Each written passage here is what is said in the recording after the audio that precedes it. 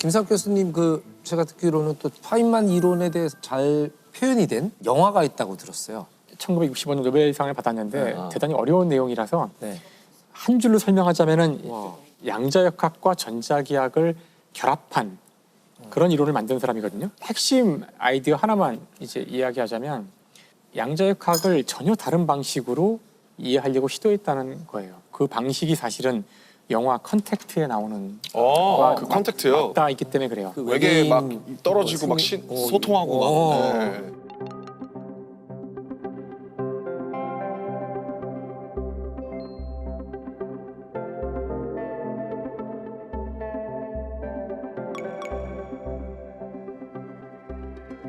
물리학에서는 기본적으로 세상을 이해하는 두 가지 방식이 있어요. 네.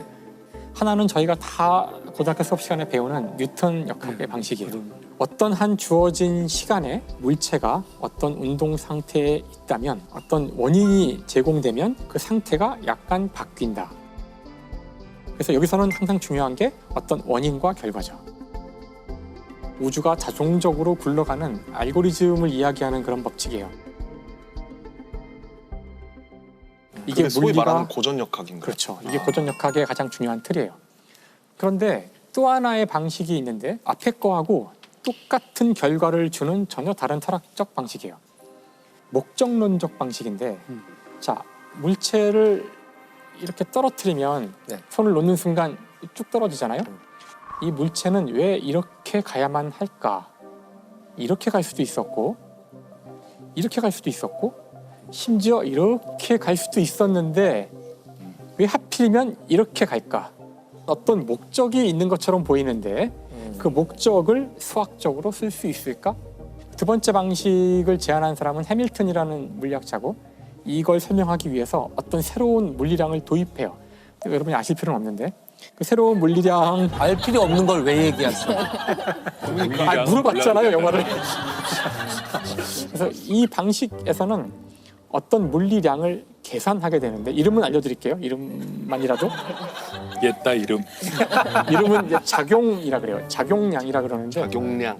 이 작용량을 계산할 수 있어요. 모든 경로에 대해서. 놀랍게도 작용량이 가장 작은 그 경로가 실제 경로가 된다는 걸 보인 거죠. 그러니까 자연을 보는 두 가지 방식이 있는데 이 두 가지 방식이 동등해요. 답이 같기 때문에. 영화에서는 뭘 이야기하고 있냐면은 외계인과 지구인이 소통을 하려고 하는데 네. 잘 안 되잖아요. 맞아요. 이 외계인들은 시제 감각이 없어요. 과거, 미래 이런 말이 잘 안 나와. 해밀턴 방식으로 우주를 이해하는 거예요. 그거 가능하거든요. 네. 모든 경로를 다 생각하는 식으로 우주를 보기 때문에 이들에게는 현재, 과거, 미래가 동시에 보여요. 동시에 보여요. 그래서 그 외계인들의 네, 그 언어 문자가 원형이에요. 맞아요. 항상 원형에다가 뭐 새기는데 우리는 직선으로 쓰잖아요. 우리는 이미 이 시간 순서가 있는 거예요.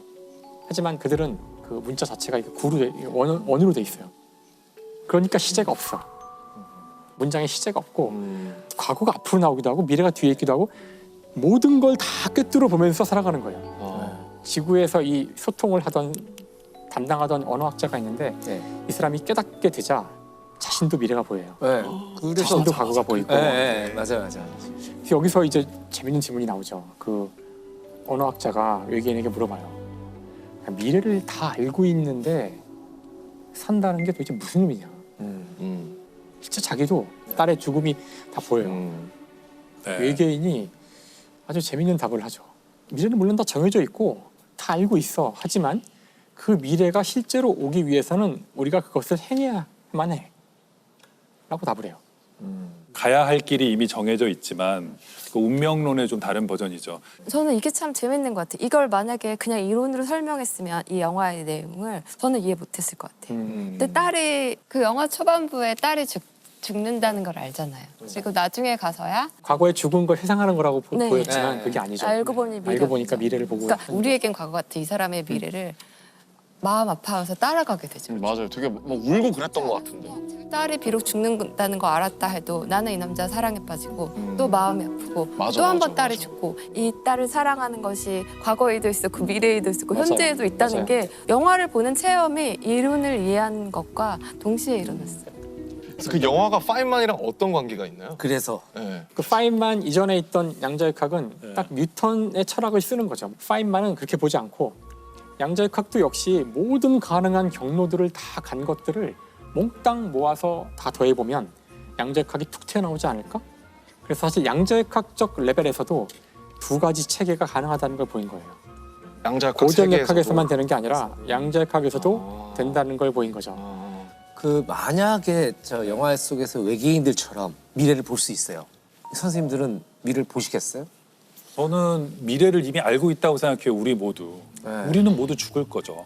어차피 궁극의 미래는 정해져 있다. 궁극의 미래는 정해져 있고 가까운 미래는 알면 재미가 없다. 우리가 영화의 줄거리를 보고 가지 않잖아요. 그렇지. 그 결말을 알고 가지 않듯이 일단 재미가 없어서 볼 수가 없다. 우리 재미가 없다. 김성 교수님은 아까 신나서 얘기했지만 미래 보고 싶다고 볼 수가 없어요 사실. 그러니까 볼 수 있다면 보시겠냐고요. 보면 돌아올 수가 없거든. 아니 그게 올 수도 있어요. 이번에 특혜 안 된다니까. 서비스. 나 이분들하고 못 하겠어. 아니 그러니까 서비스로. 타협이 안 돼요. 오면 다 꼬여서 안 돼. 알겠습니다. 알겠습니다. 정승영 근데 작가님. 이렇게까지 얘기했는데 이 질문이 의미가 있나요? 극한 직업. 아니 MC가 이렇게 권위가 없어서야. 극한 직업. 네. 저요? 네. 예, 저는 빨리 할게요. 저는 과거를 보고 싶어요. 과거를. 네, 왜냐하면 저희는 사건을 보니까. 사건. 미래는 정답이네.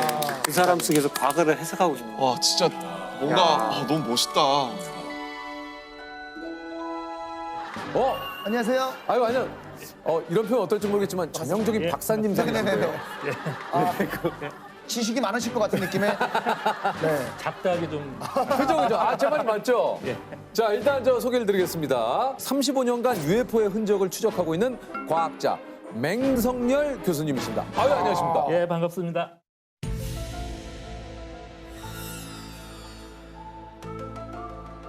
혹시 단 하나의 비밀을 알아낼 수 있어요? 어떤 걸 알아낼 수 있어요? 이건 엄청 명확한 건데 뭐예요? 저는 그 외계인 정보를 좀 얻고 싶어요. 그것 때문에 약간 미국 대통령도 되고 싶었어요. 어렸을 때. 그러면 이제 외계인 정보를 브리핑을 받을 수 있으니까. 그렇지. 외계인이 진짜 미국 같은 데서 이렇게 막 그 근거들이 있잖아요. 진짜 있는지 그 사실 유명한 게 그 로스웰 그쵸. 아시죠? 네네네. 진짜 궁금해. 나사에 계신 분들은 그거 아시는 분들 근데 계실 텐데. 저도 사실 되게 궁금해요. 그거 나사에 정말로 계시는데 있는지 좀 그거 없는지. 알아보시면은 좀 주변에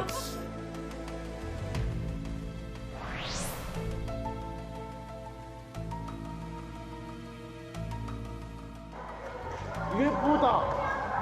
진짜야 UFO. 진짜 UFO야. 잘 봐.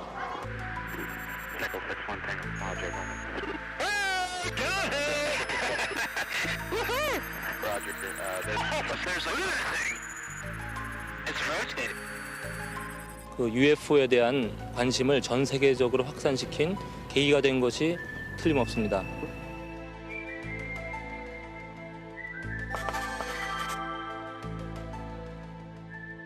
직접 소개를 좀 해주시죠. 글쎄요. 국내에서 아마 UFO에 관한 한 제가 가장 많은 방송 출연도 했고 또 많은 UFO 목격자들을 직접 취재를 했고요. 애둘러서 쭉 이렇게 얘기하셨는데 어쨌든 UFO는 내가 국내에서 짱이다라는 얘기시죠? 뭐 그렇게 자부합니다. 국내 UFO 짱입니다. 95년에 UFO 신드롬이라는 책을 내셨어요? 예. 저 그거 이거 본 거 UFO 신드롬? 이거 되게 좀 베스트셀러 아닙니까? 그때 좀 과학 부분에서 네 맞아요. 이거 한동안 아니 솔직히 말하면 박사님이 이력이 이게 어마어마하십니다. 이 전기 전자공학 교수님이신데 물리학과를 졸업하시고 LG에서 연구원으로 있으시다가 카이스트 대학원 나오셔가지고 예. 야 영국으로 또 박사과정을 떠나셨어요? 갔죠. UFO 때문에 가신 거예요? 아니면은 그것 때문에 간 건 아닌데 네. 결과적으로 지금 계속 지금 밟고 있는 건 물리학을 밟고 계신 거죠? 카이스트 이제 석사 과정은 신소재공학, 유학 가서는 이제 전기전자. 전기 전자공학 교수님이신데 어떻게 35년 동안 UFO를 연구하시게 된 겁니까? 대학교 한 3, 4학년 때 갑자기 과학과 종교라는 과목이 있어서 네. 교양과 과목이었는데 이제 과학과 종교의 뭔가 이 접점에 있는 탑픽이 바로 UFO였고요. 이게 과연 과학이냐 아니면 신화냐 이걸 한번 좀 가늠해보고 싶었던 거죠. 그래서 대학 다니실 때 그 교내 게시판에 UFO 연구 동호회 모집글을 붙였는데 그 한 명도 모집이 안 됐다고. 뭐 같이 그때 공부했던 그 물리학하는 친구들은 그 UFO라는 이런 새길 가는 거는 딱 질색. 이건 얘들은 아니구나. 그래서 이제 외부에 있는 다른 관심 있는 분들하고 같이 이제 협회를 만들었죠. 교내는 기존에 있던 거를 업그레이드해서 만드셨구나. 한국 UFO 협회를 만들었죠. 이게 뭐 이제 UFO를 이제 뭐 이야기할 때 있어서 빠지지 않는 로스웰 사건이다. 그렇죠. 예, 이 로스웰 사건이 조금 뭔지 좀 얘기해 주시죠. 그 당시 상황만 정확히 말씀드리면 로스웰랜드에서 UFO가 추락하고 뭐 잔해가 회수됐다는 게 군에서 보도를 해요. 군에서? 네.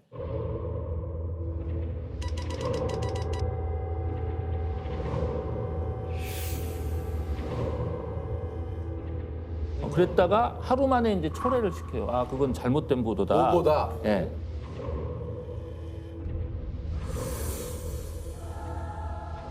그 와중에 이제 관련됐다는 분들이 긍정적인 또 얘기들을 하고. 실제로 로스웰에서 외계인의 사체가 발견이 됐다. 그럼 뭐 사진도 막 나오고 그랬잖아요. 사진뿐만 아니라 동영상이 나와요. 맞아요.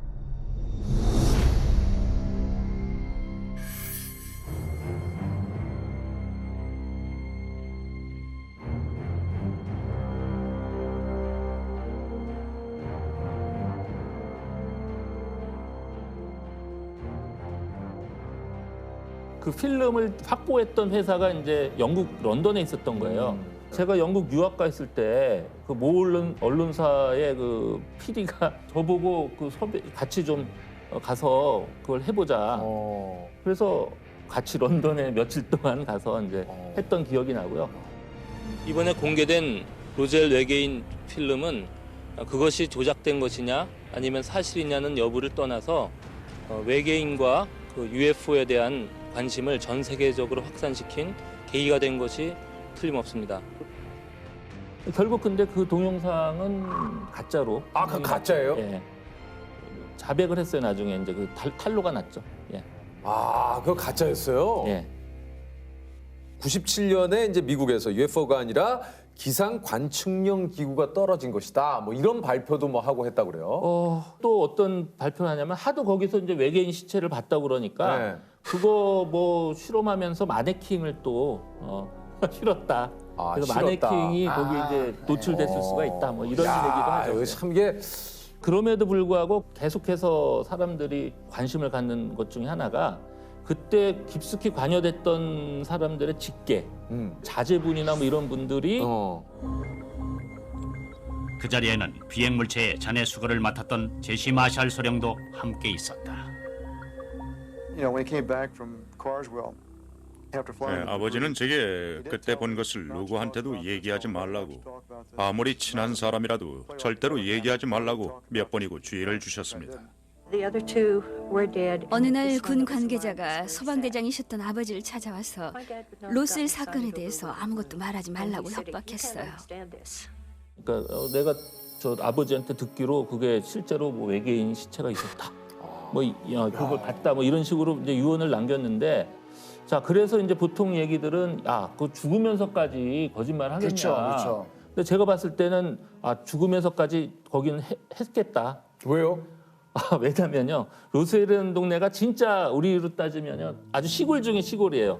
정말 거기는 딴 걸로 이렇게 먹고 살 게 없어요. 그냥 허벌판이에요. 근데 로스웰 그 UFO 메카라는 것 때문에 그 자자손손 엄청 그걸로 먹고 사는 거예요. 동네가? 지역 주민을 위해서 아마 죽으면서까지 거짓말을 할 수도 있다. 저는 보기 때문에 그 사건 자체를 여러 가지 가능성을 봤을 때 그 중에 이제 그런 것이 있기 때문에 그렇지만 그럼에도 불구하고 그 사건이 중요한 거는 비밀 정보들이 이제 정보 자유화법에서 이렇게 공개가 되거든요. 공개가 되죠. 근데 그 시점, 그러니까 1947년 봄부터 겨울 사이에 몇 달 사이에 특히 핵기지 네. 주변에서 UFO들이 굉장히 많이 출몰해서 리포트가 막 된 게 있는 거예요. 거기가 아마 세계 최초로 그 핵 실험을 했던 곳이에요. 곳이죠. 예. 그래서 UFO가 나타날 수가 있었겠다. 그렇지만 나중에 그게 너무 과장이 된 게 아닌가.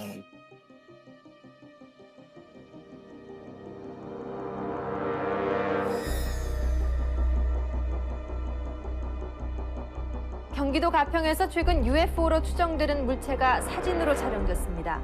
이걸 이 사진을 찍으시다가 이렇게 걸린 그런 거죠. 예. 근데 그때 추석 특집으로 뭐 이렇게 실으려고 이제 아마 스케치 가셔갖고 이제 우연히 찍힌 사진. 찰나의 순간에.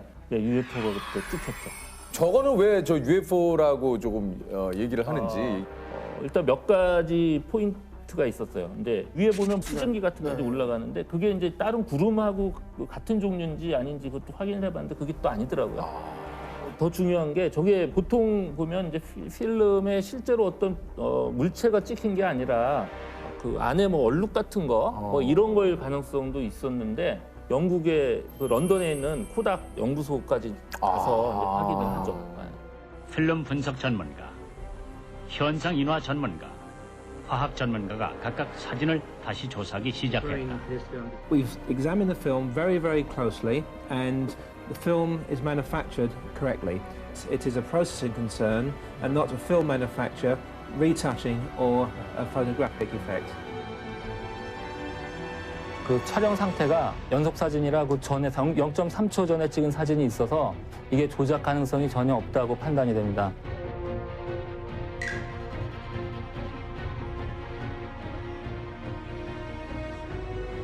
이게 이제 9월 4일에 찍혔는데 9월 3일 저녁에 협회에 제보가 들어옵니다. 밝은 비행 물체가 일렬로 날아가는 것을 목격했다.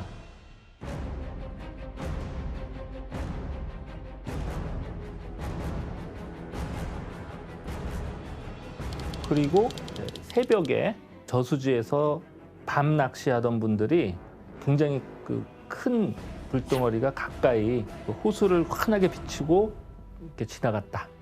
그런 제보를 하죠.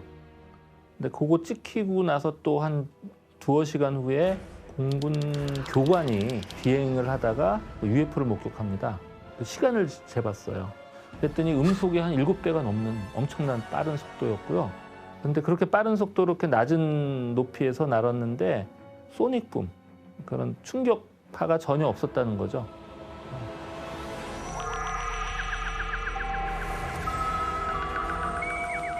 이렇게 UFO를 35년 동안 연구를 하셨는데 실제로 교수님은 UFO를 보신 적 있습니까? 그 익산에 계신 분이 한 몇 년 전에 저한테 연락이 왔어요. 자기가 UFO를 많이 찍는다, 자주. 직접 보여줄 수 있다. 와. 마침 또 이제 다큐멘터리를 찍게 돼서 영화를 감독님하고도 한 두어 번 같이 가서 그 중에 한 번 찍혔어요. UFO가. 찍혔어요. UFO가.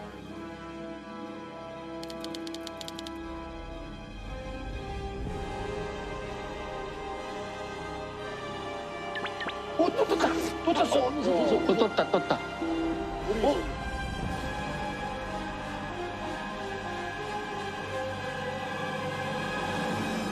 그 UFO가 진짜 맞아요? 일단 제가 봤을 때 인상은 이건 일반적인 어떤 비행체나 뭐 자연현상은 좀 아니다. 그건 아니다. 네, 그렇게 판정을 했고요. 그래서 그걸 이제 보면 UFO 관련돼서 크게 나타나는 게 상당히 신뢰 있는 사람들이 UFO를 직접 봤다. 그런 이제 목격자 사례들이 있고요. 납치를 당했다. 자기가. 맞아요. 네, 그런 사람들이 또 전 세계적으로 막 엄청 또 나타났어요. 또 있어요? 네. 그다음에 마지막으로 이제 UFO 접촉자라고 하는데요.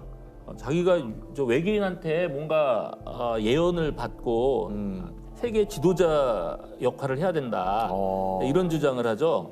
실제로 우리가 알고 있는 굉장히 유명 인사 중에 그런 부류가 아닐까 생각이 되는 분이 한 분 있어요. 미국 대통령 중에 그것도. 진짜요? 예. 바로 레이건 대통령이에요. 야, 이거 괜찮으시겠습니까? 레이건 전 대통령이 외계인 접촉자였다. 그분이 무명 배우 시절에요. 맞아요. 예. 주말마다 뭐 파티 같은 게 있잖아요. 거기 초청을 받아간 거예요. 그러다가 1시간이나 늦게 도착을 했어요. 뭐 10분, 20분도 아니고 늦은 이유를 이제 밝혔는데 UFO하고 외계인을 봤다. 그런 얘기를 했다는 거예요. 예. 근데 심지어는요 어떤 얘기를 하냐면은 그 유명한 그 미국의 할리우드 여배우인데 그 레이건이 그 당시 외계인한테 텔레파시로 그 시덥잖은 배우 생활 때려치고 빨리 정치로 나서라. 그럼 너는 정치로 풀린다. 자신의 운명에 대해서 예언을 받았다. 이런 주장을 해요. 야, 이거는 그 일요일날하는 서프라이즈에 나와야 되는 내용이 아닌가 싶은데. 거기 충분히 나올 법하네요, 이게. 사실은 저도 이 형도 약간 외계인 한번 만났을 것 같아요. 느낌이. 왜요? 갑자기 데뷔하고 좀 안 되다가 갑자기 실력이 뛰어나게 막 연예대상을 수상을 하고 맞죠? TV를 자주 안 보는데 전에 어디서 보니까 우리나라에 외계인이 있다면 대표적인 분이 그러니까. 유재석일 거다. 뭐 이런 걸 제가 어디서 본 것 같아요, SNS. 왜냐면 저랑 같이 있다가 갑자기 사라져요, 이렇게. 예전에 제가 별명이 그 UT라고. 예. ET가 한참 유행해가지고. 의심이 계속 되는데요. 오늘 주제가 시대를 잘못 타고난 그 특집이에요. 근데 이게 교수님하고 잘 맞습니까? 저는 언제 태어났어도 역시 시대를 잘못 타고났을 사람이에요. 왜요? 그 시대에서 이렇게 뭐 주류라고 할까 이렇게 좀 딴 사람들이 100명이 옳다고 하는데 저는 항상 이게 반대 한 명으로 남을 짓을 저지르고 다녔을 것 같아요. 많은 분들이 재밌다고 하는 프로그램도 일부러 좀 안 보시는 편입니까? 좀 그런 경우도 있어요. 그러니까 다는 아니고요. 예전에 그 광고 아시죠? 모두가 예라고 할 때 아니요! 라고 할 수 있는 용기. 저희 오늘 유퀴즈에 출연하셨는데 유퀴즈는 어떻습니까? 유퀴즈도 약간 비주류에 속하는 프로 지금은 아니라고 그래서 이 섭외받고 좀 알아봤죠. 이렇게 봤더니 그러셨구나. 너무 유명한 거야. 주변에 다들 본대요. 그래서 그러면 좀 그런데 나는 사람들이 UFO 하면은 이제 별로 이게 학문이냐 이상하게 보는 분들이 많잖아요. 야, 근데 이게 어떻게 보면은 박사과정까지 본인의 그 뭐 또 전공을 해 나가시면서도 UFO도 35년간 했다라는 게 이게 참 진짜 쉽지 않을 텐데 보통 사람 같으면요. 그 이제 다른 사생활을 많이 희생했죠. 심지어는 뭐 운전도 그러니까 뭐 차 몰고 바깥에 다니면서 노는 것도 거의 그러면 면허도 없죠. 아직. 면허는 그래도 뭐 달러만 먹었으면 금방 또 따셨을 텐데. 딸 수는 있는데 조금 있으면 또 자동 뭐죠 이게 자율주행. 뭐 이거 나오고 그러면은 굳이 또 없어도 될 것 같고. 듣고 보니까 교수님은 다 계획이 있군요.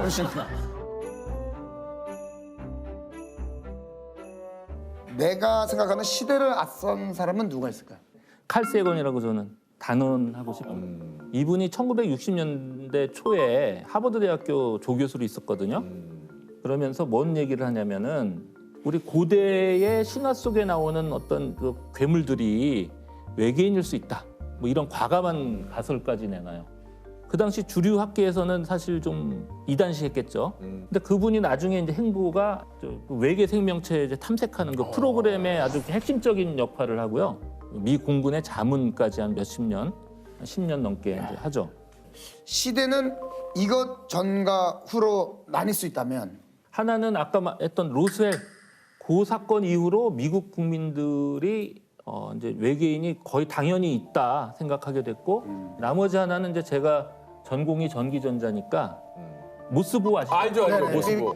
그게 나온 그 전과 후가 세상이 엄청 바뀌었다. 그 전까지는요 어떤 소식을 전하려면 서로 떨어진 대륙 간에는 배를 타고 가야 되잖아요.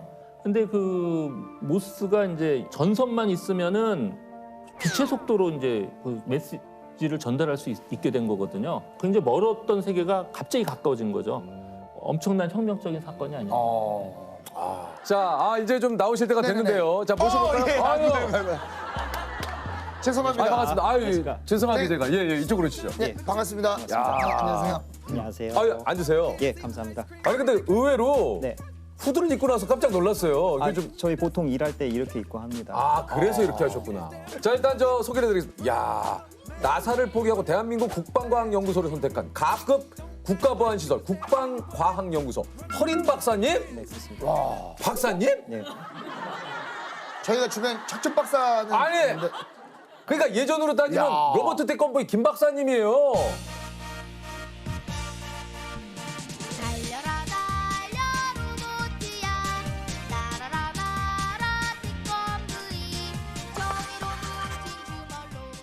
아 일단 너무 궁금한. 일단 자기 소개를 좀 해주시죠. 네, 저는 국방과학연구소에서 일하는 허린이라고 합니다. 지금 우리한테 다가오는 공중 위협을 막아내는 요격용 미사일 체계를 만들고 있습니다. 지금. 그 요격하는 미사일. 예, 그거 개발에 그 참여하고 국방과학연구소에서 우리나라 그 미사일 만드시는 분이세요? 예, 그러니까 참여하고 있죠, 저도. 예. 천국 뭐 이런, 천국 뭐 이런. 그렇습니다, 그런 겁니다. 예, 맞습니다. 천국 만드신 그 박사님이시구나. 정확히 말씀드리면 사실 천궁 이후에 제가 들어와가지고요. 죄송합니다. 일부러 머쓱하게 해드리는 건 아니고요. 그러니까 제가 이만하면은 너는 거기 참여도 안 했는데 숟가락만 오냐. 그럴 수 있으니까. 예. 그러니까 천궁 이후에 또 차세대 요격 미사일을 지금 개발 중이에요. 그렇습니다. 예. 이야, 이거야말로 진짜 국가 보안 일세.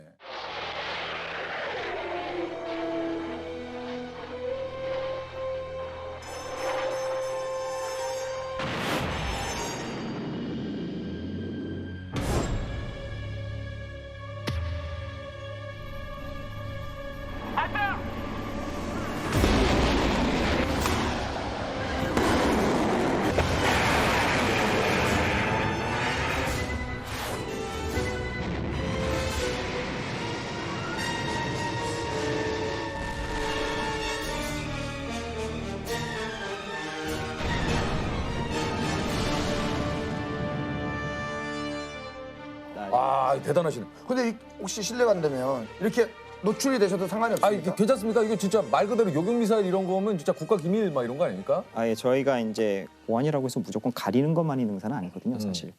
우리가 가려야 될 것만 가리고 그다음에 필요한 홍보가 있으면 그거를 하되 이게 적에게 이롭지 않게 함으로써 우리를 안전하게 지키는 선에서 하는 거니까요. 그렇다고 해도 지금 두 분께서 말씀하신 대로 다 이야기할 수는 없죠. 그럼 이름은 본명이십니까? 네, 본명입니다. 아니, 허린이 되게 멋있어.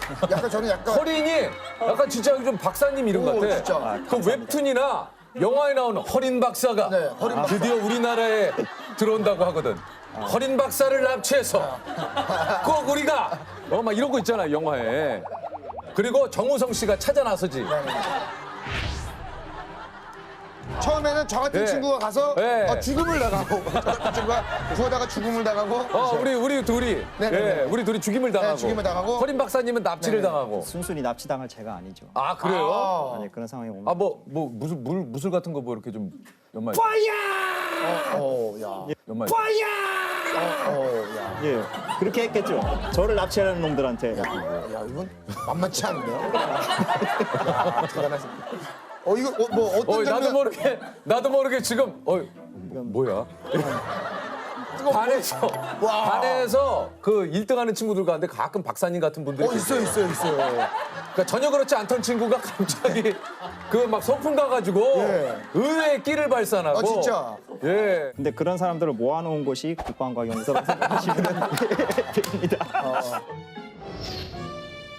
무기들을 많이 개발을 좀 하신다고 하는데. 이름을 대면 이렇게 알만한 미사일을 뭐 지금 만든 게 좀 있습니까? 언론에 아마 나간 것들이 몇 가지 있어요. 보시면은 이제 천궁도 있고, 그다음에 신궁이라고 합니다. 신궁.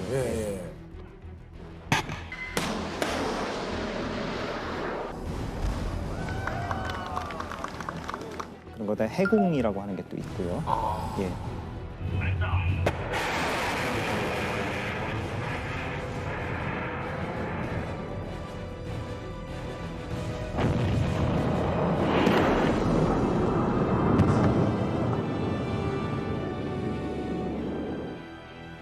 야, 근데 멋있다. 해궁, 신궁. 예. 근데 저는 그 이름들을 개인적으로 참 좋아하는 게 제가 어렸을 때부터 그 그림이 참 좋았어요. 그 국사책 거기 표지에 보시면은 그 무용총 고분 벽화가 있어요. 있어요. 네, 거기 보면은 말 위에서 활을 쏘는. 맞아요. 그 말 잘 타고 활 잘 쏘는 민족으로 그게 표현이 돼 있는데 우리 손으로 KT-1 기본 훈련기를 만들어냈을 때 전 사실 굉장히 놀랐어요. 어렸을 때부터 대한민국의 손으로 만든 그런 게 있으면 좋겠다 생각했는데 그걸 만들었어요. 그래서 제가 생각했던 게 말은 이제 만들었다. 이제 화살을 만들어가지고 잘 쏴야겠다 생각을 했는데 그 활, 그 궁을 갖다가 그렇게 이제 여러 가지 그렇죠. 잘 그게 만드는 걸 궁이죠. 보면서 천궁이겠다. 예. 맞아요. 그래서 저한테는 개인적으로 그 이름이 참 좋습니다. 참 정말 또 아니 그 저기 가급 국가 보안 시설은 이게 뭐 어느 정도의 보안을 얘기하는 겁니까? 당연히 이제 가가 제일 등급이 높은 거겠죠. 네. 근데 저희는 사실 그 예전에 있었던 건데요. 네, 뭐예요? 요새는 그렇게까지는 얘기를 안 해요. 네. 근데 이제 이게 예전에 처음 저희 연구소가 서울 홍릉에 있었어요. 그래서 네. 홍릉 기계공업상가 성동 기계공업상가 이렇게 이름이 있었고 대전으로 이제 대전에 뭘 만들면서 그거를 네. 대전 기계창 좀 그런 식으로. 분의 신분이 알려지면 그러니까 그 회사 자체를 좀 약간 그런 식으로 해서 예. 아니 그 현재 가족분들은 박사님 무슨 일 하고 계신지 알고 계십니까? 아 그냥 뭔가 날라다니는 거 만든다 그 정도로만 알고 계세요. 정확히는 모르세요? 아니 이게 이제 저 보니까 보안이 취업 시 신원 조사가 필수고 위조 가능성 때문에 사원증을 SNS 업로드도 안 되고 주기적인 개인 차량 검문, 입소 시 기밀 유지 서약서 작성, 역건물 출입 불가 이건 뭐예요? 아, 역건물이요? 그거는 이제 자기가 참여하고 있는 사업이 있어요. 네. 그 사업에 관련된 사람만 그 건물에 들어갈 수 있고 그게 아니면 자기가 이전에 그 부서에서 일했다 할지라도 그 부서를 갈 수 없구나. 예. 그러니까 우리로 치면 딴 팀 갈 수 없는 거예요. 유퀴즈면 유퀴즈 사무실만. 딱 그런 거예요. 그죠? 그런 거죠. 예, 딱 그거예요. 옆에 안 돼. 널 또 갈 수 없는 거예요. 우리가. 맞아요. 근데 집에 들어가는데 이 출입증을 대고 문이 안 열리니까 당연히 안 열리죠. 근데 안 열리고서 당황한 적이 꽤 있어요. 아, 나도 모르게 늘상. 대고서는 승인되지 않았나? 왜 이럴 리가 없는데 어제까지 됐는데 왜 안 됐지? 뭐 집에서도 그러니까 뭔지 알겠어요. 직장 내에서는 이게 없으면 돌아다닐 수가 없으니까 그렇죠. 열리지 않으면 이 보안에 대한 어떻게 보면 약간 강박적인 이런 있어요. 것들이 좀 있죠. 있어요. 있죠. 예. 늘 일상생활에 있어서도 자주 듣는 말이 그거예요. 내 사업 외에 다른 사업에 대해서는 알아서도 안 되고 알려고 해서도 안 된다. 그래서 그러다 보니까 동기라 할지라도 만나서 하는 제일 많은 얘기는 그 오늘 밥 어떻게 할 거냐, 어떻게 그러니까 지내냐. 오히려 일적인 이야기는 절대 하지 말라 이게 하다 보니까 거의, 일상적인 뭐 밥 얘기 주로 그렇죠. 뭐 이런 얘기밖에는 할 수가 없다. 국가보안 특집이긴 합니다만 구체적으로 얘기할 수 있는 게 그렇게 또 생각보다는 또 많지가 않아서 한편으로는 예. 나이는 알려주실 수 있습니까? 아 그건 그 비밀이군요. 규정상 보안이라 제 개인상. 아 이게 또 그거 안 돼. 여기는 허린 박사 몇 살인지 나와 있는데 안 돼요? 나는 같이 할 수 있죠. 아 예. 그러면 MBTI는요? 아니 근데 MBTI는 왜 얘기해? MBTI는 INTJ. 그건 얘기해도 돼요? 나이는 안 되는데 MBTI는 됩니까? MBTI는. 근데 생각보다 동안이시네. 감사합니다. 나이 어디서? 감사합니다. 저하고 지금 몇 살 차이 안 나요. 아 그래요? 그래요? 동안이죠. 맞습니다. 그죠. 감사합니다. 예. 맞아요. 몇 동안이시라니까. 살 차이 안 나요. 제가 태어난 날이 또 공교롭게도 항공의 날이에요. 그 항공의 날이 10월에 이거 뭐? 네네. 야 여러 가지로 우리나라 국방과학을 위해 태어나셨네. 허린 박사님 이름부터. 그 린자는 무슨 린자 쓰십니까? 아 그게 이제 맑을 린인데요. 그 린자가 두 번째 뜻이 돌샘 린이에요. 찾아보니까. 돌샘 린. 돌샘을 영어로 하면 락웰이거든요. 네. 락웰이라는 이름이 저한테는 특별한 게 그 미국에 락웰 인터내셔널이라는 회사가 있어요. 그 North American Aviation이라는 회사가 있는데 널 옛날에 널 North American Aviation이 나중에 이제 락웰 인터내셔널이 되고 그 회사가 이제 B-1B 랜서 폭격기도 만들고 스페이스 셔틀도 만들었어요. 저한테는 그래서 뭔가 좀 연관이 이쪽하고 좀 나는 이렇게 뭐 태어날 때부터 연관이 좀 있지 않았나. 햄버거 한 번만 발언해 주시면 돼요. 햄버거. 아 이거 다르네. 햄버거를 갑자기 왜 발언 애플 한 번만. F요? 애플. 애플? 다르시다. 아 근데 다르시다. 이게 제 바나나도 한 번만. 그만해 조셉. 바나나. 야, 근데 원래 영어를 배우신 거예요, 아니면? 아니 나사에서 근무를 아니 근데 이게 그러니까 이제 궁금한 게 유학을 미국에 가신 있던 건지 건지. 아니면 미국에서 태어나셨던 건지? 둘 다인데요. 태어나서 만 5살까지 살다가 온 가족이 왔고요. 한국이요? 그다음에 이제 박사 공부하러 다시 미국으로 가서 다시 가셨구나. 예, 그런 겁니다. 그렇군요. 그러니까 원래 이렇게 국방 쪽에 관심이 있으셔서 이쪽 일을 하신 건지 어떻게 된 겁니까? 아예 원래 국방 쪽에 생각이 있었고요. 그러셨어요? 원래는 사관학교 가서 전투기 타는 게 꿈이었어요. 네. 우리나라 공군사관학교. 네. 근데 이제 고3 올라가기 직전에 교통사고가 나서 못 가게 됐고요. 근데 이제 군 복무는 그래도 결국 이제 공군장교로 다녀오고. 아, 그러셨어요? 예, 예.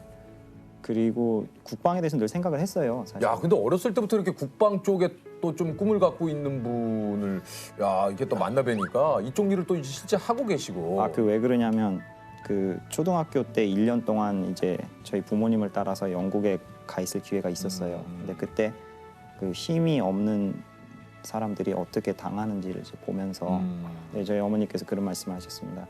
나라가 힘이 없으면 당하게 돼 있다. 그러니까 너는 커서 꼭 나라의 힘을 기르는 사람이 되라 말씀하셨는데 사실 시민권 포기하시고. 예. 근데 저 궁금한 게 원래 이전에 나사에 계셨던 거예요, 그러면? 아, 예, 예. 나사? 네. 그 우리가 생각하고 있는 그 미국 거기. 거기 우리가 아, 나사 지금 하신 거예요? 네. 제가 박사 공부를 하러 가면서 저희 과에 저희 연구실이 나사 랭리 리서치 센터라는 곳에 아예 그 안에서 생활을 하게 돼 있었어요. 그리고 저희 대학원생들은 다 거기 계약직 직원 신분으로 거기서 연구하고 수업하고 이런 걸 다시 수행을 하게 됩니다. 저희 부서는 제가 있던 곳은 특히 그 행성 대기권 비행 및 진입 부서였어요. 뭐 하는데? 우주선. 예, 예. 우주선 이제 행성 대기권에 진입할 예, 예. 때 거기. 예. 거기 뭐요? 그거 관리하십니까? 예, 맞아요. 관련된 일인데. 자기야. 아이, 그거를 관리를 어떻게 해? 대기권을 관리하신대. 행성에 있는 걸 뭘 어떻게 관리해? 대기권을 관리하신대. 대기권 관리를 어떻게 해요? 그 뭐, 그거 혹시 저기 영화, 그 뭐죠? 그 세 분. 아, 히든 피겨스. 히든 피겨. 아, 그거 재밌게 봤고. 그 일 하시는 거 아니에요? 딱 거기 배경이 되는 연구소가 제가 있었던. 이야, 히든 피겨스 제가 진짜 좋아하는 영화거든요.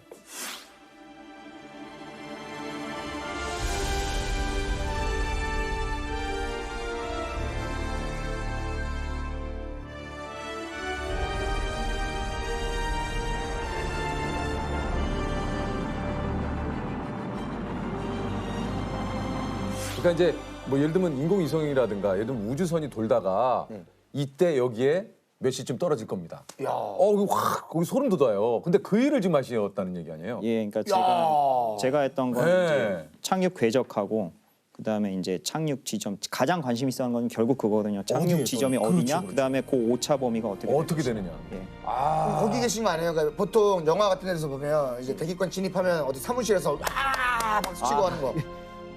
UHF is good. Touchdown confirmed. Receive on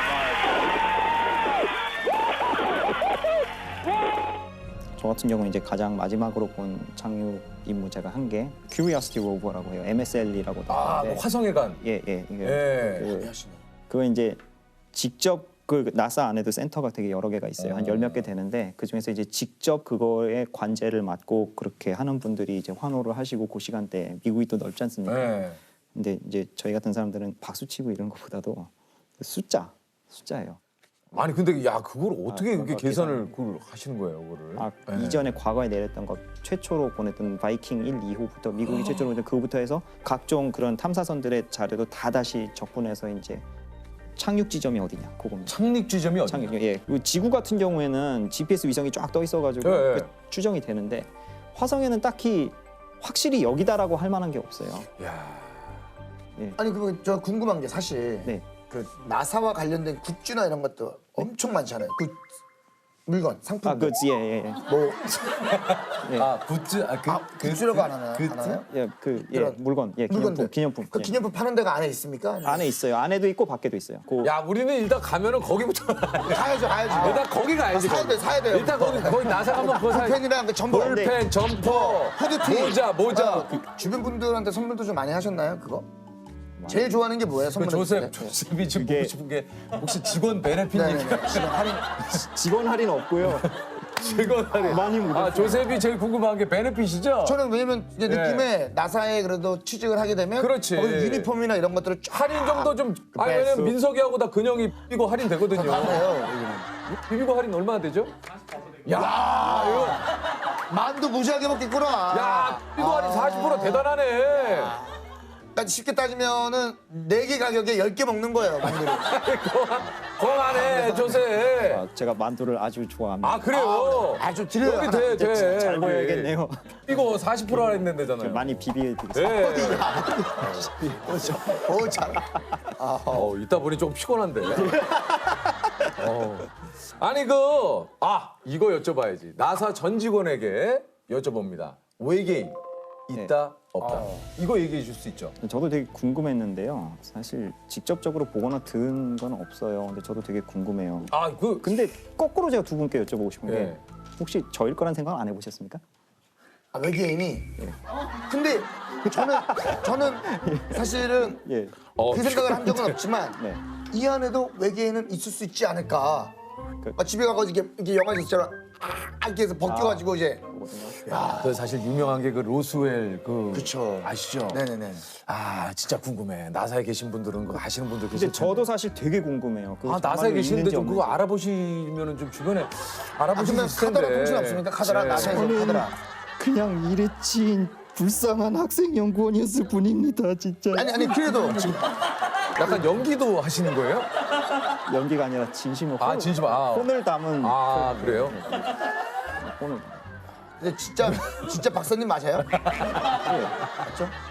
조셉, 그럼 그거를 여쭤볼게요. 나사에나 이 좀 이런 곳에는 소위 말해서 이제 박사님 같은 그런 천재들만 모여 있는 곳입니까? 왠지 모르게 그런 거 아니면은 IQ 막 몇 이상 되는 막 어마어마한 막 실력자들만 계신 곳 아니에요? 세 가지 답을 드리겠습니다. 네. 첫째, 일단 제가 천재가 아니고요. 정말 천재 아니고 거기 천재들만 모아놨다 그 생각 사실 한 적이 없어요. 대신에 제가 느끼는 천재들 많은 곳은 바로 여기예요. 국방과학연구소. 그래요? 네. 그러니까 어느 정도, 그러니까 구체적으로 좀 얘기를 해주시면 이분 보고 깜짝 놀랐다는 분은 어떤 분이 계십니까? 바로 제 옆자리에 계신 이 박사님이라고 있어요. 이 박사님.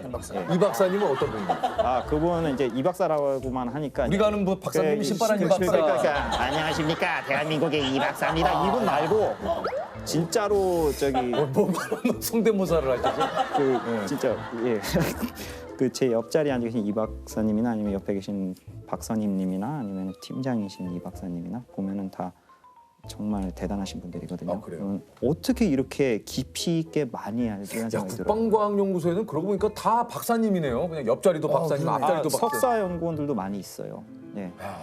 석사도 어마어마한 거죠. 그렇죠. 근데 굉장히 뛰어나신 석사 연구원들이 많이 계시고.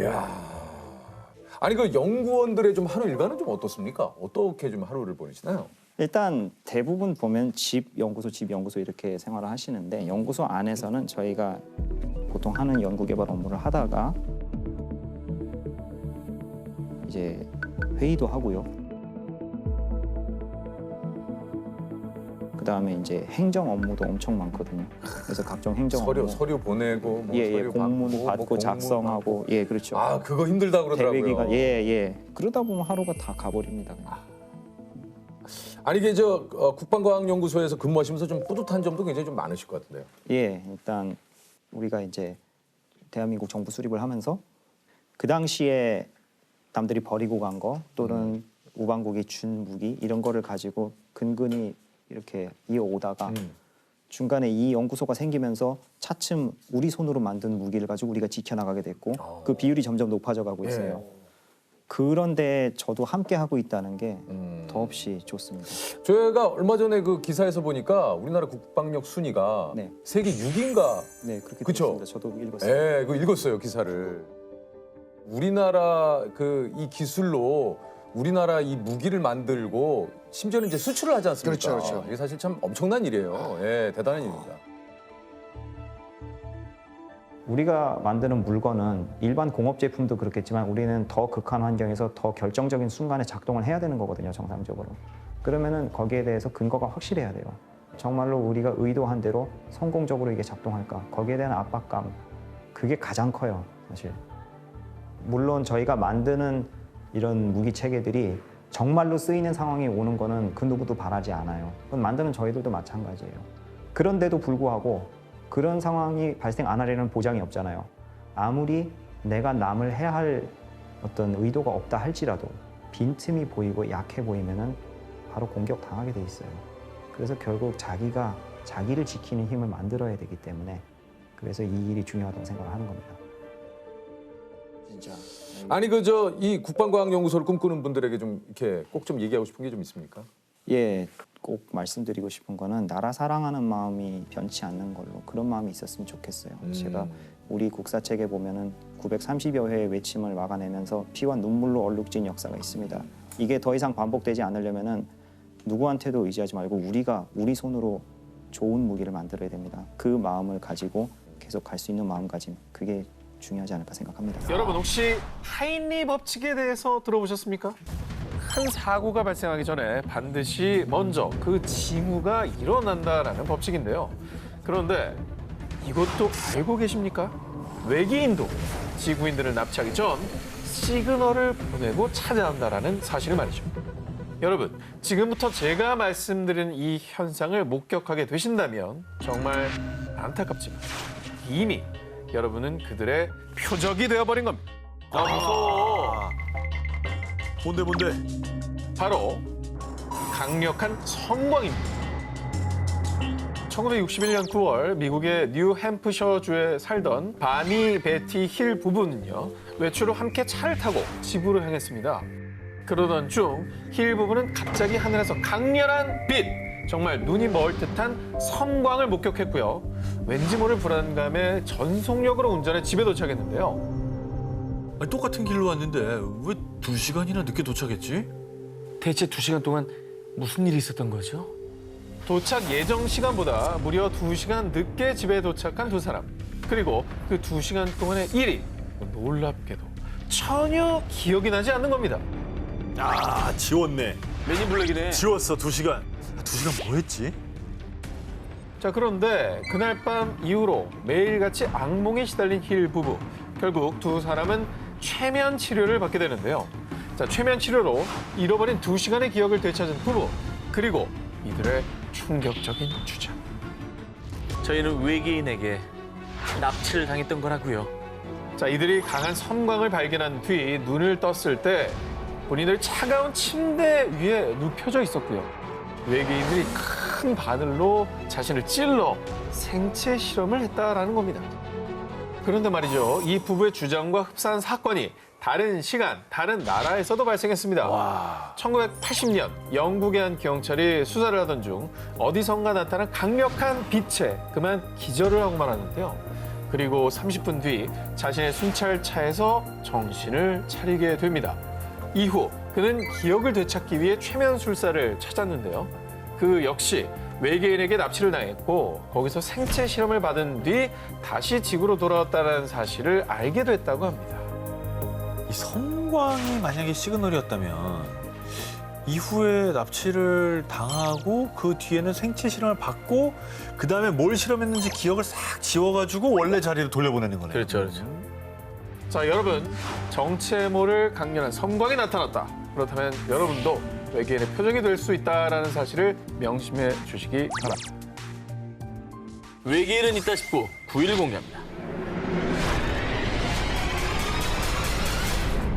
14세기에서 16세기에 일어난 문화혁신운동, 르네상스가 도래하면서 당대 미술 역시 인간의 눈에 보이는 그대로를 그리는 사실적 기법이 발달. 화가들은 작품 속 등장인물과 사물을 마치 카메라로 찍은 듯이 아주 현실적으로 묘사했죠. 그런데 말입니다. 사실대로 그린 이 르네상스 시대의 작품에 외계인과 UFO가 기록돼 있었습니다. 이탈리아 화가 도메니코 기를란다요의 작품 마돈나와 성 지오반니노인데요. 그림 속의 우측 상단을 자세히 보시기 바랍니다. 잠깐만, 저기 이상한 거 하나 있네. 그렇죠. 네. 그러니까 뭐가 좀 떠 있고 그게 살짝 머리 정수리 부분이 약간 보이는 것 같아요. 뭔가 바라보고 있는 느낌? 놀랍게도 이 비행물체의 정체가 바로 UFO인 것입니다. 없는 사실을 일부러 그림에다 저렇게 그렸을 리가 없거든요. 그리고 이뿐만이 아닙니다. 1486년 이탈리아의 화가 까를로 크리벨리의 작품 성 에미디우스가 함께 있는 수태고지. 자, 여기서도요 UFO를 찾아볼 수가 있습니다. 여기는 어디네? 야, 이것도 신기하네. 너무 대놓고 레이저 빔을 쐈네. UFO 추종자들은 성모 마리아를 비추는 저 빛이 오늘날 외계인이 인간을 납치하는 모습과 비슷하다고 주장을 하고 있습니다. 제가 좀 전에 소개해드린 바 있지 않겠습니까? 네. UFO를 만난 사람들이 공통적으로 느끼는 하인리 법칙의 징후. 그렇죠. 섬광입니다. 자, 그리고 1538년 벨기에의 한 직물에 그려진 그림. 여름 테피스트리의 승리에서는요. UFO와 흡사한 형태의 비행물체가 한 개가 아닌 무려 3개나 그려져 있습니다. 하늘에 막 떠 있네. 지금 3개가 동시에 나타났다고? 그리고 더 놀라운 건 르네상스 시대의 작품들 속에 UFO만 있는 게 아니었다는 사실입니다. 오스트리아 화가 미하엘 파흐의 작품 교부들의 재단화 중 일부에서는요. 악마가 표현돼 있는데 외계인 추종자들은 저 악마는 마치 지구를 방문한 외계인 같은데? 라며 외계인을 그린 거라고 주장하고 있습니다. 야, 이거 진짜 외계인을 만난 사람이 그린 건가요, 이거는? 우리 조선 왕조 실록에도 네네. 그런 기록이 있습니다. UFO를 목격했다는 자료가 이제 남아 있고요. 동시에 나타났다는 것 자체가 뭐 조선 왕조 실록은 누구도 부정 안 하는 정사안. 그렇죠. 기록으로 남아 있다는 건 진짜 놀라운 거죠. 외계인은 있다 싶고 8위 공개합니다. 페루 CCTV에 찍힌 미스터리 형체. 2016년 8월 30일 너튜브에 올라온 한 CCTV 영상이 페루를 뜨겁게 달궜습니다. 그 이유가 뭔지 두 눈 크게 뜨고 확인해 보시기 바랍니다. 응? 움직이는데 바로 가죠. 뭐 빛이 나오는데? 잠깐 뭐야? 이건 걷는 게 아니잖아. 봤어요? 이거 훅 지나는 거? 자, 이 영상은 페루 파차카마크에 있는 고속도로 옆 한 주유소의 CCTV 영상이었습니다. 손님이 없는 한적한 밤, 대화를 나누던 두 직원. 그런데 저 뭐지? 한 직원이 가리킨 곳에 몸에서 약한 빛을 내는 정체 모를 생명체가 도로변을 천천히 걷고 있었던 겁니다. 난생 처음 보는 희귀한 모습에 곧바로 직원들은 괴생명체를 향해 달려갔는데요. 그러자 정체를 숨기려는 건지 인기척에 방향을 틀어 고속도로를 향해 사라지고 말았습니다. 지금 저 모자 쓴 분이 확인하려고 다가갔었네요. 그렇죠. 근데 확 날아가 버리네. 야, 그러니까 그 가까이서 보면 목격자가 있는 거잖아요. 그렇죠. 이건 뭐지? 멀리서 봤으면 헛걸 봤다고 해도 가까이서 보고 뛰어갔잖아요. 자, 괴생명체 목격자인 주유소 직원들의 증언에 따르면요. 키는 한 1m 정도 됐고요. 다리가 많았어요. 최소 10개 정도 됐어요. 라고 했습니다. 상상이 되십니까? CCTV에는 담기지 않았지만 이후 이 괴생명체가 고속도로로 진입하자마자 트럭에 치였는데요. 아이고. 글쎄 순식간에 증발해버렸다고 증언했습니다. 사라졌어. 그리고 이후 곧바로 트럭에 부딪힌 곳에 가봤더니 그 어떠한 흔적조차 발견하지 못했다고 합니다. 야, 뭐 CCTV에도 찍혔고 트럭에 치였다라는 증언도 있고 봤다는 거죠. 근데 어떻게 흔적이 없을 수가 있지? 그리고 한두 명이 본 게 아니라 여러 사람이 본 거잖아. 그렇죠. CCTV로도 찍혔고요. 이게 설명이 진짜 안 되네요. 안 됩니다. 자, 이후에 이 미스테리한 페루 주유소의 CCTV 영상을 페루의 UFO 연구가 안소니 초이가 자신의 너튜브에 공개하며 알려졌습니다. 이 영상을 본 누리꾼들은요. 외계인이 보낸 로봇 아닐까? 중요한 건 사람이 아닌 건 확실한 것 같아요. 이렇게 괴생명체가 외계인과 관련이 있을 거라는 추측을 내놨습니다. 4년이 지난 지금까지도 페루 CCTV에 찍힌 괴생물체의 정체는 여전히 밝혀지지 않고 있습니다. 외계인이 있다 싶고 7위를 공개합니다. 칠레 정부도 인정한 UFO. 또 칠레야? 이게 다 남미예요, 지금. 왜 이렇게 남미지? 2014년 11월 11일 칠레 해군 소속 베테랑 상교 2명은 헬기를 타고 산티아고 해안을 순찰하는 임무를 수행 중이었습니다. 그런데 이때 여기는 칠레 해군 알파기. 국적과 소속을 밝혀라. 전방에 정체불명의 비행물체 발견. 확인 바란다. 당시 적외선 카메라를 테스트 중이던 해군 장교는 수상한 비행물체를 포착. 어머나. 너무나 또렷한 형체인데요? 이거 저 군사 레이더 화면이잖아요. 아니, 너무 또렷하다. 이거는 근데 우리가 아는 항공기 모양이 아니죠. 날개도 없고. 둥글둥글하잖아. 그래서 곧바로 교신을 시도했지만 비행 물체에선 어떤 응답도 하지 않았고요. 인근 공군 기지에 확인을 요청했는데요. 적외선 카메라에도 찍혔음에도 해군의 헬기 레이더에는 물론 인근 공군 기지의 레이더에서도 포착되지 않는 유령 비행 물체였습니다. 와, 무시무시하네. 점은 찍혀 있는데 안 보인다. 칠레 항공관제소에 확인한 결과 당시 해당 지역을 비행하는 민간기나 또는 군사용 비행기의 운항이 통보된 적이 없다고 하고요. 또 칠레 해군에 따르면 군사훈련이나 인근 국가의 비행기를 이용한 첩보 활동도 보고되지 않았다는데요. 그 뒤 수상한 비행물체에 출연해 UFO와 미확인 공중 현상을 연구하는 칠레 정부의 CEFAA는 조사에 착수, 비행물체의 정체를 파악하기 위해 천문학자, 공군사진측량부서, 영상 분석가 등의 전문가들이 총출동했습니다. 네.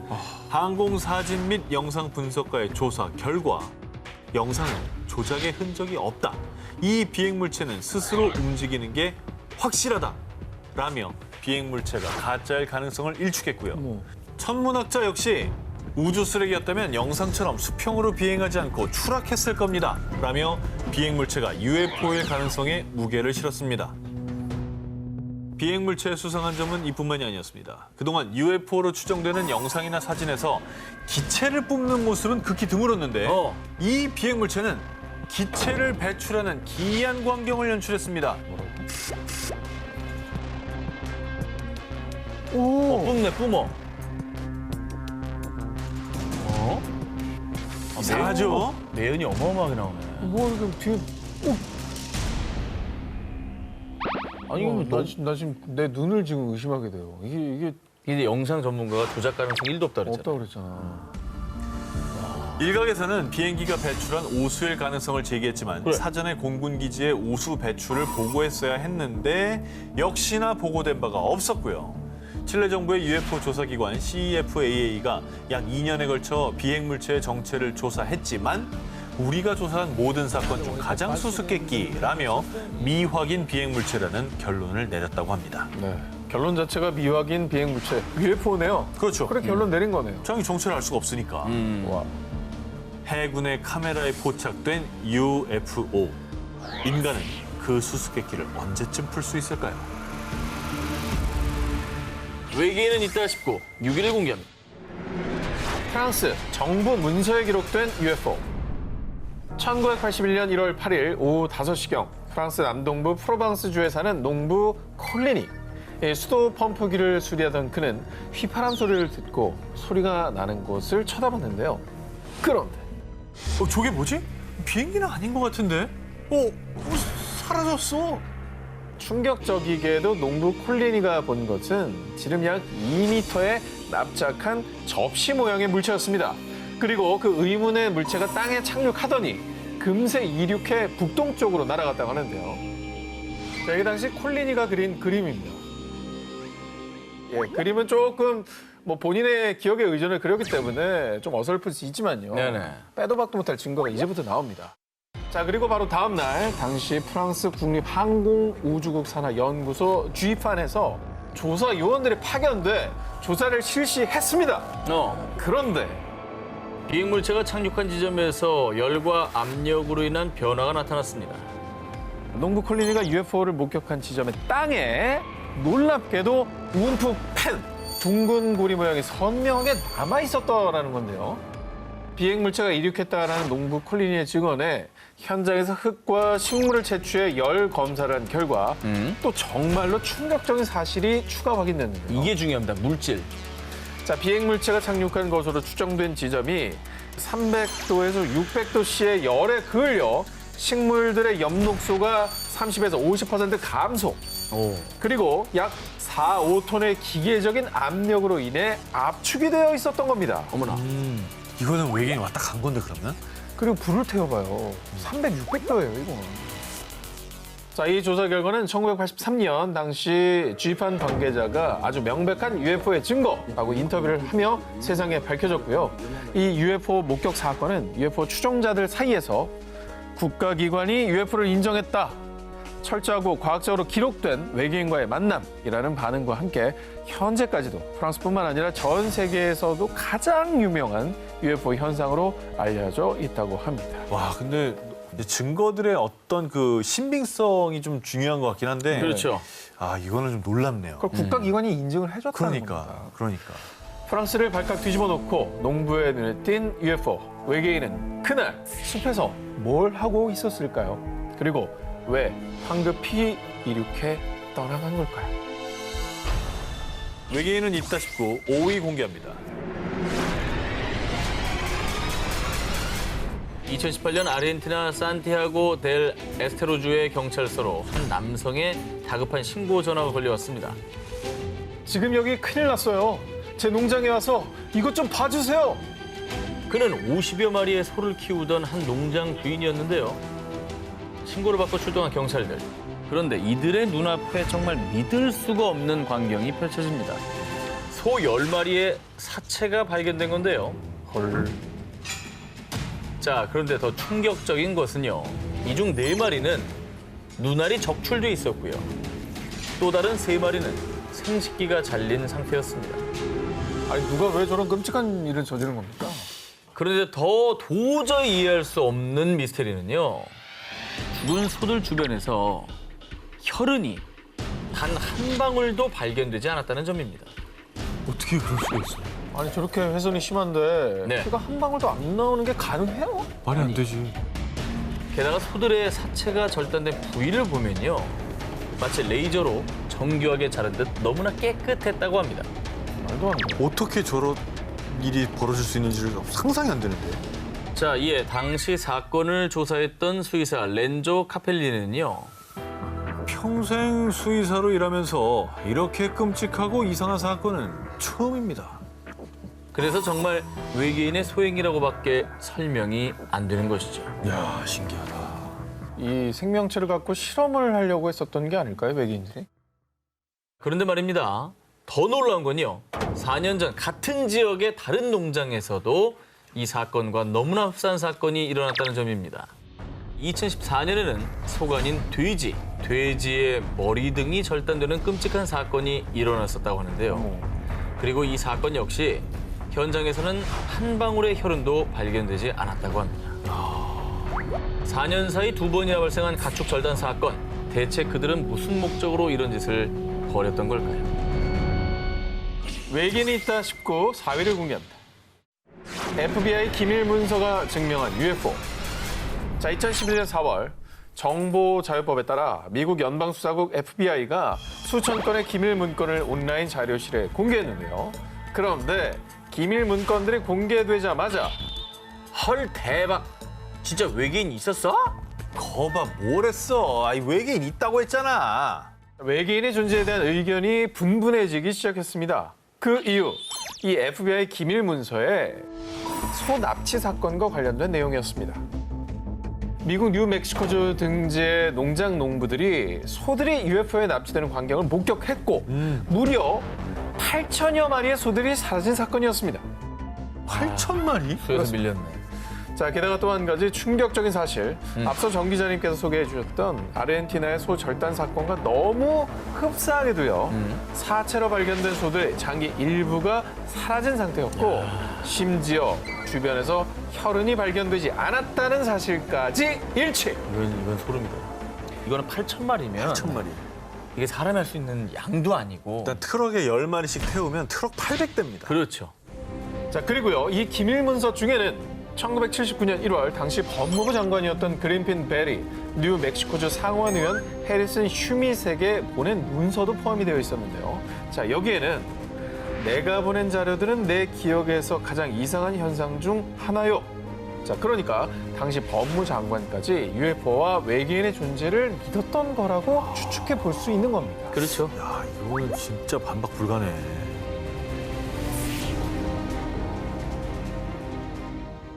여름 특집 1탄 외계인은 있다 싶고 1위 후보 헤드라인을 공개해 주시기 바랍니다.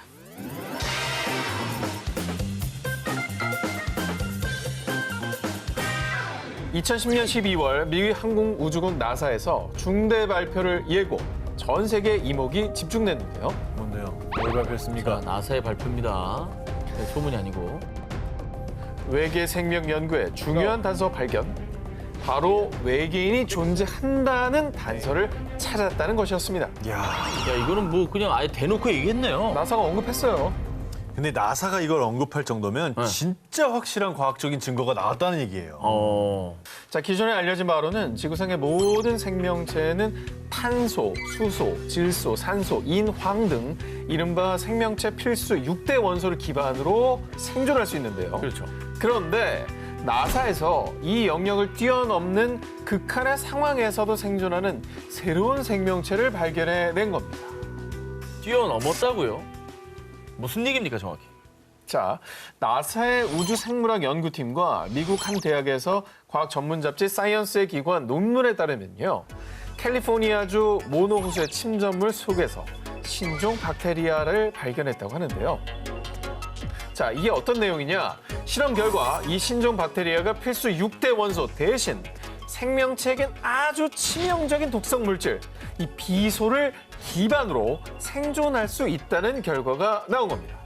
아니 근데 비소는 사실 그 뭐 농약 뭐 이런 거에 쓰이는 거고 독극물인데 이걸 기반으로 살아가는 생명체 아니 뭐 사실 뭐 없다고 단정 지을 수는 없죠. 외계인이 뭐 뭘로 살 줄 알고. 무시무시한 놈이네요. 네. 그러니까 산다니. 지구상의 생명체 중 이 6대 원소를 피해간 생명체는 없었습니다. 아하. 근데 예외가 나온 게 이게 대단한 발견이라는 겁니다. 그 영화 속의 그 에일리언 보면 피가 염산이잖아요.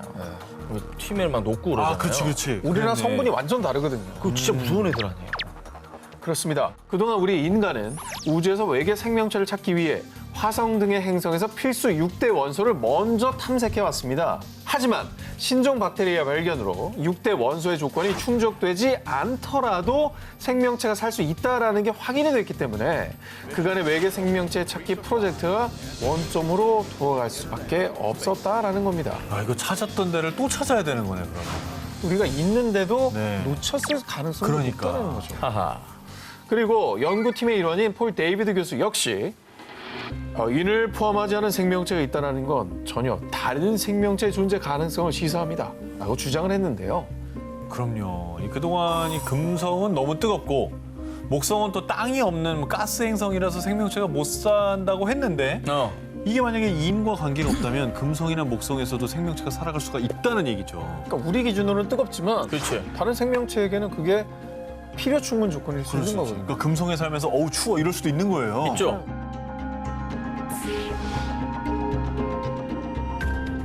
여름 특집 1탄 외계인이 있다 싶고 저 오 기자의 두 번째 1위 후보를 공개합니다.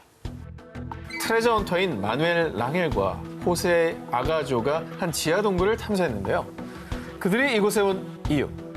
옛날에 UFO가 불시착했다가 외계인이 갇혔다는 전설의 동굴이 있어요.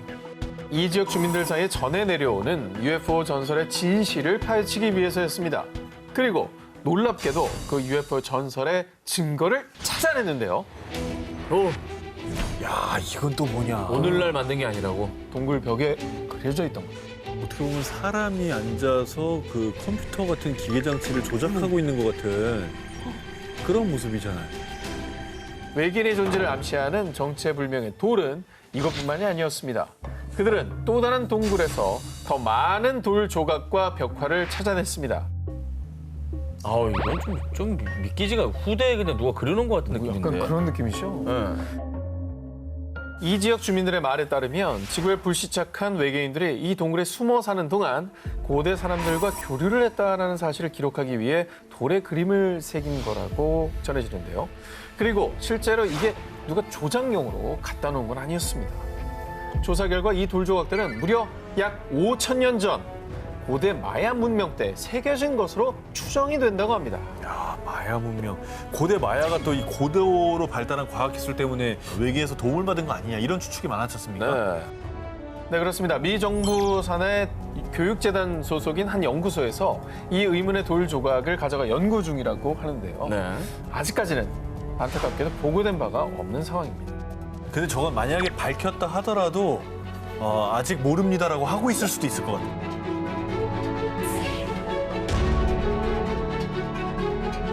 1998년 북미 지역 시골 마을에서 등산을 하던 존 윌리엄스는 우연히 땅에 튀어나온 금속 핀을 발견했습니다.